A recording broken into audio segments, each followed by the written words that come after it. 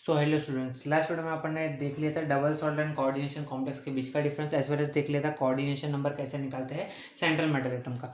अभी अपन एक new topic start करने जा रहे हैं जो कि इंपॉर्टेंट टॉपिक है और एग्जाम में आने के चांसेस है 2 मार्क के लिए। ओके, वर्नर्स थियरी 2 या मैक्सिमम 3 मार्क के आता है, उससे ज़्यादा नहीं आ सकता। Werner's theory of coordination compound. अब ये थियरी क्या क्या एक्सप्लेन करती है, इसके क्या क्या पॉस्टुलेट्स है, ये अपने को स्टडी करना है। Werner's theory of coordination compound बहुत ही सिंपल सी थियरी है। इसका बेसिक वन तुम्हें पहले ही दे दिया है कि कोऑर्डिनेशन कंपाउंड्स क्या होता है, किससे किससे बनता है। चलो अब ये थियरी को एक्सप्लेन के थ्रू अपन एक एग्जांपल के थ्रू इसको एक्सप्लेन करते हैं।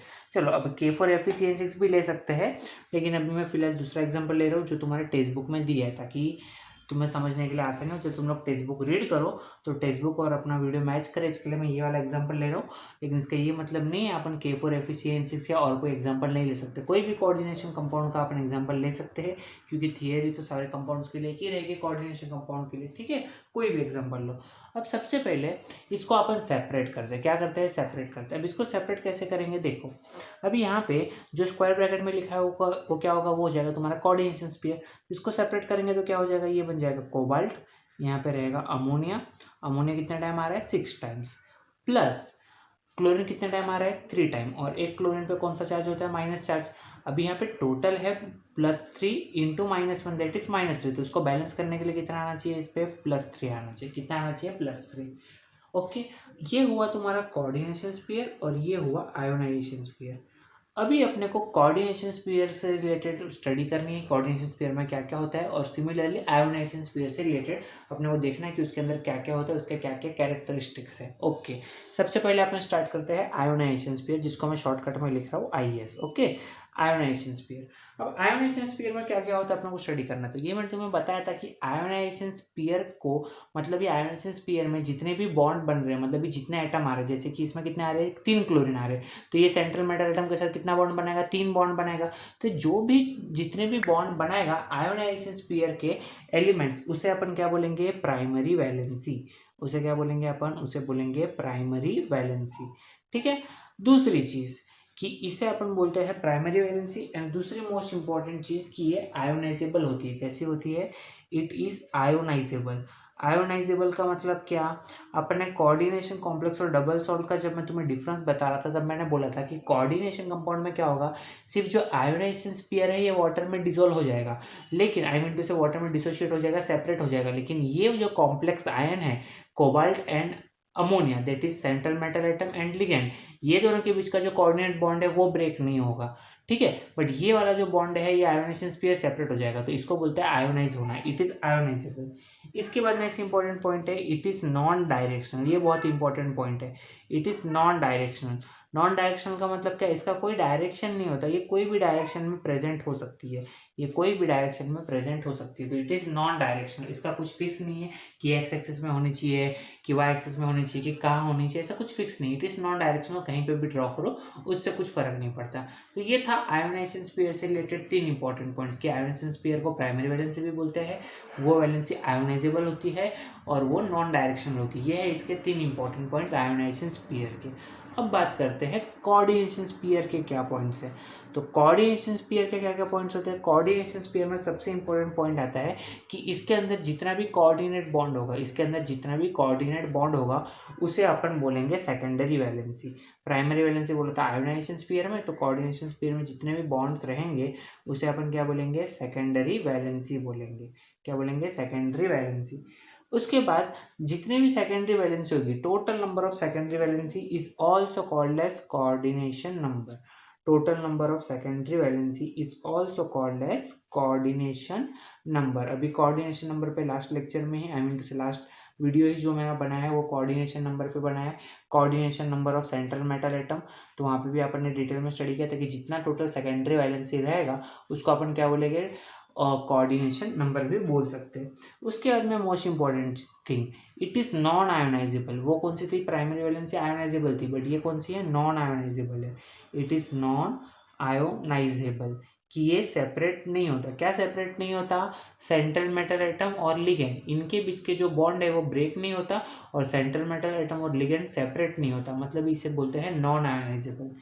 इसके बाद जो लास्ट इंपॉर्टेंट पॉइंट आता है वो है it is directional in nature. ये कैसी होती है? It is directional in nature.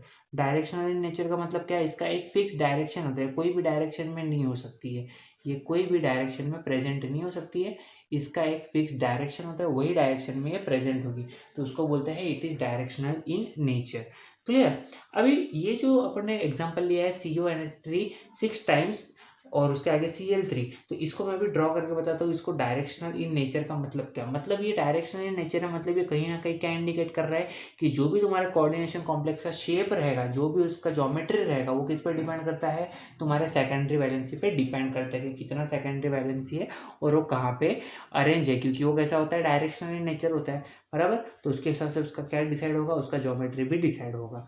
चलो अभी एग्जाम्पल को देखते हैं। अभी एग्जाम्पल में कितने तुमको लिगेंड दिख रहे हैं? 6 लिगेंड दिख रहे हैं। 6 लिगेंड दिख रहे हैं, तो इसका जो ज्योमेट्री होगा कैसा होगा? ऑक्टाहेड्रल होगा। अब ऑक्टाहेड्रल को ड्रॉ कैसे करते हैं? इन सिंपल अपन ऐसे समझते हैं कि यहाँ पे पहले स्क्वायर बना लो। क्या बना लो? स्क्वायर बना लो एक। ओके, एक स्क्वायर बना लो और स्क्वायर में जो तुम्हारा मिडल पॉइंट होगा डायगोनल वाला, जो तुम्हारा मिडल पॉइंट होगा डायगोनल, ये पॉइंट क्या रहेगा? तुम्हारा सेंट्रल मेटल एटम रहेगा, जो कि है कोबाल्ट। यह कौन रहेगा?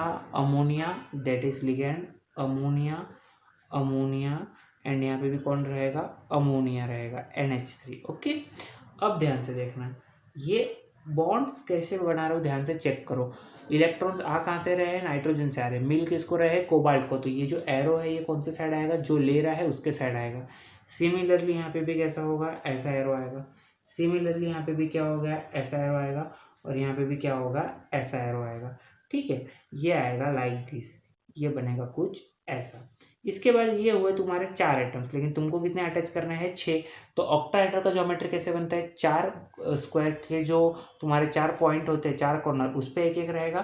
पांचवा कहाँ रहेगा? पांचवा रहेगा ऊपर के साइड ऐसे, और छठा रहेगा नीचे के साइड ऐसे। और ये भी बॉन्ड अंदर के साइड ही आएंगे। आई मीन टू से कि ये भी जो नाइट्रोजन के जो इलेक्ट्रॉन्स है किसको डोनेट कर रहा है? कोबाल्ट को। तो ये जो बॉन्ड है ये ऐसे आएंगे।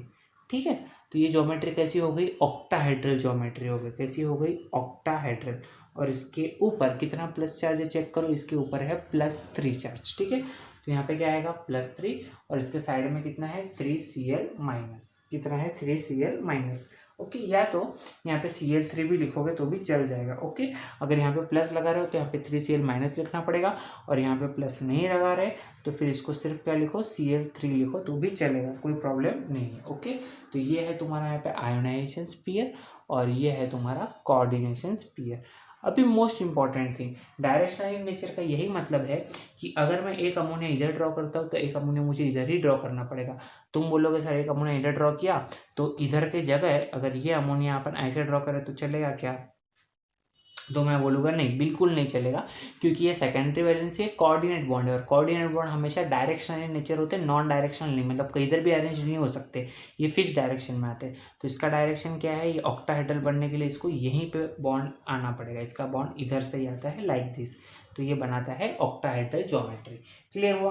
तो यही बोलती है वर्नर थियरी। तो Werner theory of coordination complex क्या बोलती है कि उसके अंदर कोऑर्डिनेशन कॉम्प्लेक्स 2 चीज़ से बना होता है, एक होता है कोऑर्डिनेशन स्फीयर, एक होता है आयोनाइजेशन स्फीयर। तो उसको आइडेंटिफाई कैसे करने का, कौन सा कोऑर्डिनेशन है कौन सा आयोनाइजेशन है? जो स्क्वायर ब्रैकेट में लिखा है वो कोऑर्डिनेशन, जो स्क्वायर ब्रैकेट के बाहर लिखा है वो आयोनाइजेशन। फिर उसके बाद में कोऑर्डिनेशन स्फीयर के कुछ इंपॉर्टेंट पॉइंट्स बताए मैंने, और आयोनाइजेशन स्फीयर के इंपॉर्टेंट पॉइंट बताए। आयोनाइजेशन स्फीयर में क्या होता है? उसी को प्राइमरी वैलेंसी भी बोलते हैं, वो वैलेंसी आयोनाइजेबल होती है और वो नॉन डायरेक्शनल होती है। तो कोऑर्डिनेशन स्फीयर की वैलेंसी को बोलते हैं सेकेंडरी वैलेंसी, और total number of secondary valency को ही क्या बोलते हैं अपन? कोऑर्डिनेशन नंबर भी बोलते हैं। और ये वाली कौन सी होती है? कोऑर्डिनेशन स्फीयर वाली valency it is non ionisable, और उसी को अपन बोलते हैं it is directional in nature, वो तुम्हारे मॉलिक्यूल का शेप डिसाइड करने के लिए रिस्पॉन्सिबल होती है। क्लियर हुआ? तो ये था तुम्हारा Werner theory of coordination compound. एकदम सिंपल था, थ्योरेटिकल क्वेश्चन आ सकता है 2 मार्क का, मैक्सिमम 3 मार्क का, उससे ऊपर वर्नर थ्योरी नहीं आ सकती है। ठीक है, एकदम सिंपल था वर्नर थ्योरी। आगे समझ में? ओके, कुछ डाउट है तो कमेंट करो, definitely I will reply to it and try to solve it. Okay, चलो इतना क्लियर हुआ वर्नर थ्योरी। अब नेक्स्ट आता है वो है क्लासिफिकेशन ऑफ कॉम्प्लेक्स, कि कॉम्प्लेक्स को क्लासीफाई कैसे किया जाता है। ठीक है, तो नेक्स्ट हेडिंग क्या है अपना? Classification of complex. कि डिफरेंट डिफरेंट टाइप के कॉम्प्लेक्स होते हैं और उसको क्लासीफाई कैसे किया जाएगा। तो क्लासिफिकेशन ऑफ कॉम्प्लेक्स। तो अपने को बेसिकली यहाँ पे दो टाइप पढ़ना है, अपने को बेसिकली यहाँ पे क्लासिफिकेशन में दो टाइप पढ़ना है। सबसे पहला टाइप है on the basis of type of ligand, on the basis of type of ligand. Type of ligand का मतलब क्या, अगर सेम टाइप का लिगेंड आ रहा है तो उसे अपन एक अलग कॉम्प्लेक्स बोल सकते हैं, और डिफरेंट टाइप के लिगेंड्स आ रहे हैं तो उसे भी अपन एक अलग कॉम्प्लेक्स बोल सकते हैं। जैसे कि अगर एक होता है होमोलेप्टिक, एक होता है होमोलेप्टिक कॉम्प्लेक्स। होमोलेप्टिक का मतलब क्या, होमोलेप्टिक कॉम्प्लेक्स का मतलब होता है, होमो मतलब यहाँ पे आता है सेम, होमो मतलब यहाँ पे आता है सेम, मतलब ये सेम टाइप के लिगेंड होने चाहिए। लिगेंड कैसे होने चाहिए, जितने भी लिगेंड हो सारे के सारे लिगेंड कैसे होने चाहिए, सेम होने चाहिए। फॉर एग्जाम्पल अगर मैं यहाँ पे एग्जाम्पल लेता हूँ अपना फेवरेट वाला K4FeCN6, तो यहाँ पे जरा चेक करना कितना लिगेंड आ रहे हैं, 6 लिगेंड आ रहे हैं, और 6 के 6 लिगेंड कौन सा है, साइनाइड है। मतलब सेम लिगेंड अगर रिपीट हो पूरे के पूरे same to same, I mean to say 6 के 6 बार अगर साइनाइड ही रिपीट हो रहा है मतलब भी सेम लिगेंड आ रहा है, मतलब इसे बोलेंगे अपन होमोलेप्टिक कॉम्प्लेक्स। कौन सा बोलेंगे, होमोलेप्टिक कॉम्प्लेक्स। दूसरा होता है हेटेरोलेप्टिक कॉम्प्लेक्स। कौन सा होता है, हेटेरोलेप्टिक कॉम्प्लेक्स। हेटेरोलेप्टिक का मतलब क्या, हेटेरोलेप्टिक का मतलब हो जाएगा, हेटेरो मतलब हो जाएगा डिफरेंट, हेटेरो का क्या मतलब हो जाएगा, हेटेरो का मतलब हो जाएगा डिफरेंट। मतलब यहाँ पे जो लिगेंड होते हैं वो सेम टाइप के लिगेंड हो ऐसा कोई भी कंपल्शन नहीं है, वो डिफरेंट टाइप के लिगेंड्स भी हो सकते हैं।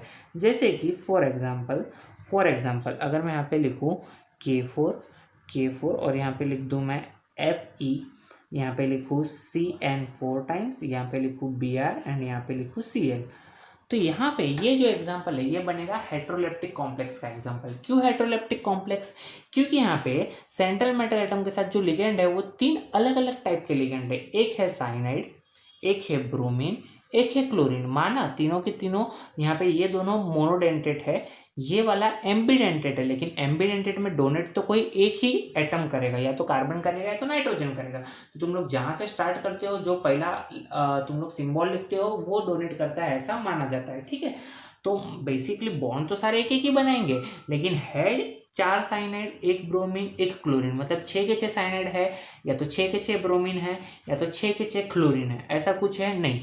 4 साइनाइड है, 1 ब्रोमीन है, 1 क्लोरीन है, मतलब यहाँ पे 3 अलग अलग आ रहे हैं। तो जहाँ पे अलग अलग लिगेंड आते हैं उसे अपन बोलते हैं हेटेरोलेप्टिक कॉम्प्लेक्स, और जहाँ पे 6 के 6 सेम लिगेंड आए उसे अपन बोलेंगे होमोलेप्टिक कॉम्प्लेक्स। जरूरी नहीं है वो सारे के सारे लिगेंड साइनाइड ही हो, अगर यहाँ पे साइनाइड के जगह पे सारे के सारे मैं ब्रोमीन भी पुट करूँ तो भी इसको मैं होमोलेप्टिक ही बोलूँगा।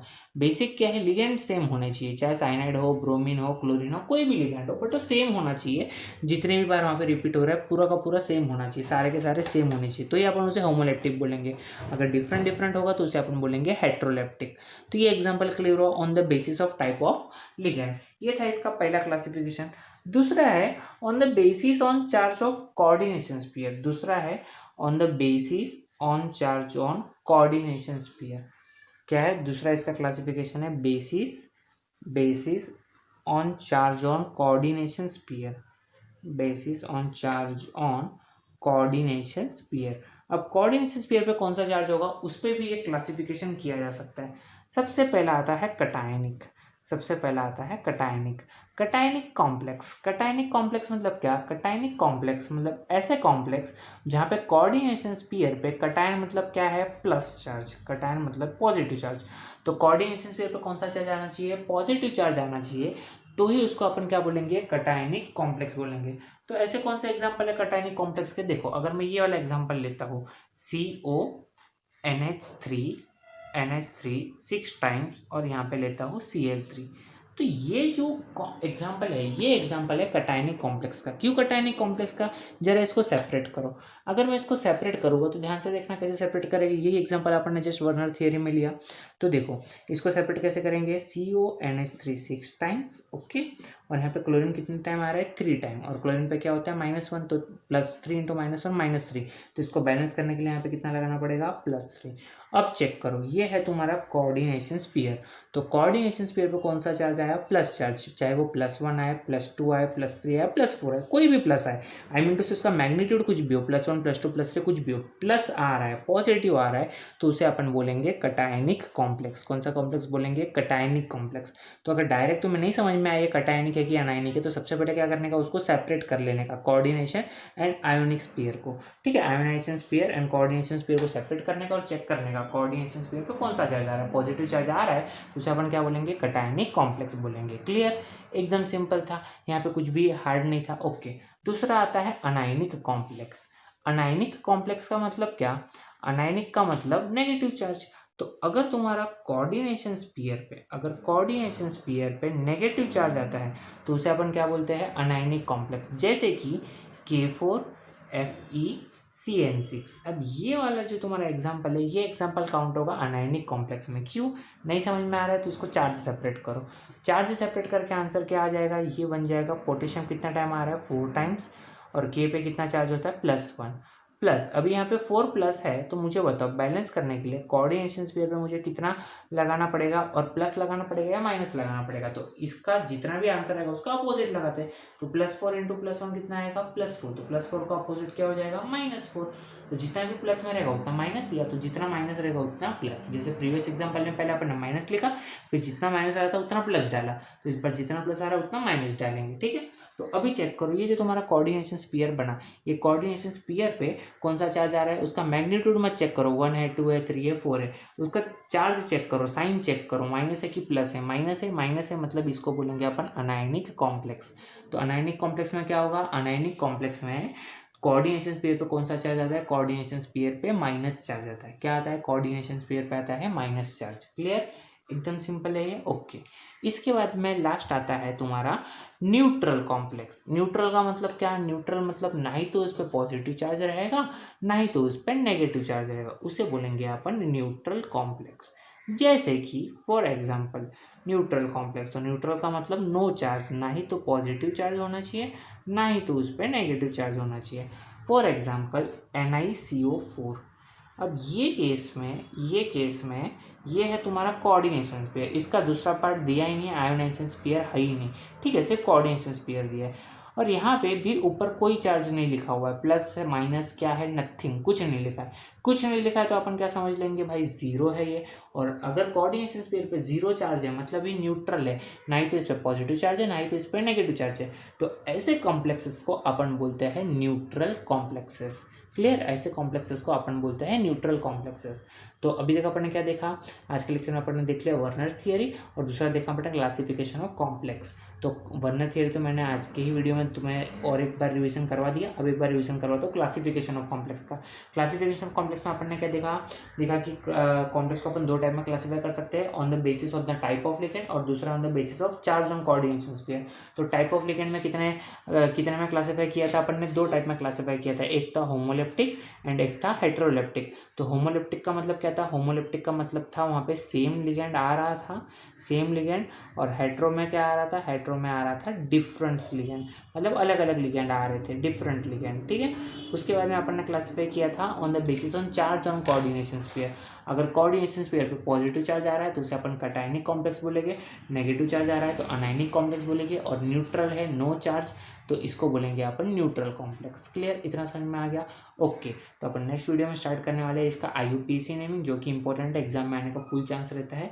ओके, तो अगर वो समझना है तो नेक्स्ट वीडियो देखना बहुत कंपलसरी है उसके लिए। ओके, तो वही वीडियो में तुम्हें उसके बेसिक्स भी बता दूंगा कि बेसिक्स क्या है, उसके रूल्स क्या है, और फिर अपन उसके एग्जाम्पल ले लेंगे। ओके, एकदम सिंपल सा IUPAC नेम, बस देख के डरना मत, एकदम सिंपल है, समझा दूंगा, कोई भी टेंशन वाली बात नहीं है। ओके, तो चलो, अगर आज का कंटेंट अच्छा लगा हो तो please like, comment, share and subscribe. Okay, thank you.